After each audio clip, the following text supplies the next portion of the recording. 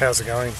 Someone asked me on a clip what we actually use the Radial flow filter water for, and I thought I'd just show you, give you a quick look at me cleaning it out, and also show you a couple of uses we've found for it around the place. So to begin with, what I have to do is shut this valve off, but before I do that, the amount of water that comes through there, if I was just to shut that valve off, within a few minutes this whole fish tank would overflow.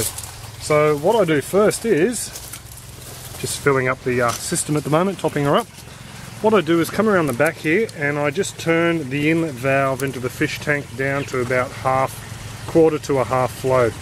We've got a little magnetic drive pump in the sump tank that pumps the water up here, so it's not going to damage the pump at all just by retarding that flow. So then we come back around here and turn off this valve here, which I might actually put the camera down because it tends to get a bit sticky. What that does is obviously stops the flow coming through here to the filter, and what happens is the remaining top bit of the water just flows out through there. This was cleaned out the other day, so it's actually not that murky. We'll see if we can, there we go. Have a bit of a look over there in the shadow. It's really not that murky. What I like to do is just give it a bit of a stir, just as you can see, there is a bit there. It's off the base now. And then I'll just set this camera up. Just a matter of opening up the little tap there, the solids come out. It's not going to look that messy today because there's not a lot of solids down there. I'll keep stirring this around.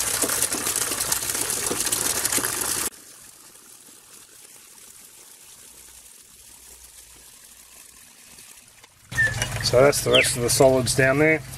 So now it's just a matter of turning this tap back here on and increasing the water flow around the other side. Turn this tap back on. And the water flows back through.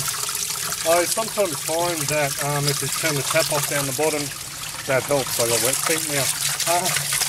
I've found that what happens, because there's an extra rush of water coming in here, because the level has built up in the fish tank, it sometimes removes some extra solids from this flat line down the bottom here. So as you can see, it's coming through here at quite a whack at the moment because it's got the extra head pressure from the fish tank. So there you go, it's pretty much all as easy as that. And we just put the top back on and that just sits there. I don't screw that on, it just sits loosely there. So I've got 3 buckets of water here now. What I've been doing with 2 of the buckets is I've just been mixing the solids through, and I've been using them on the hay bale beds out the front. The other bucket pretty much all just gets used to water these plants along here. We have some ginger, we have some yacon, and we have a warrigal green, and also got my semi-aquaponic strawberries down there, and there's a nice little berry over the back there. So that's pretty much all what happens with the leftover bucket. But there is another use that I found for it, making compost tea. So what I've got in there is a bag of worm castings, some biochar that I'm activating, and some molasses. So that's been brewing away there now for 4 days. I had some things come up and I couldn't get to it straight away, but I've just added some biochar in there to activate it. And yeah, so that's what I use my filter water for. I figured that the nutrients in there are going to be, you know, add something extra to the compost tea. So there you go, there's a bit of a quick look at what we do with the wastewater from the radial flow filter in the aquaponics. When we end up with the aquaculture setup that's going just over there-ish, we're going to have a lot more wastewater, a lot more nutrient-rich water. So luckily we have all these wicking beds down there. We'll just be able to use it to fill up those wicking beds and also the garden beds out the front. I'm going to be using that tank just over there as a bit of a pumping station. I'll be pumping the water out from the aquaculture into that tank, and via gravity it'll feed down into all the grow beds down the back there, the wicking bed. So that's how we're going to look after that extra wastewater.